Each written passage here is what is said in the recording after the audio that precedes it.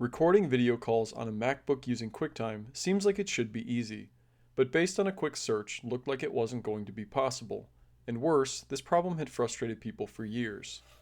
Well, I have a microphone and a Bluetooth headset with a mic'd audio cable, so good news, if you do too, we can make this work. Plug the USB mic into the computer, plug the audio cable into the computer, and the other end of the audio cable into the microphone. Now we'll need to open System Preferences, set the sound output to USB, and input to the microphone port.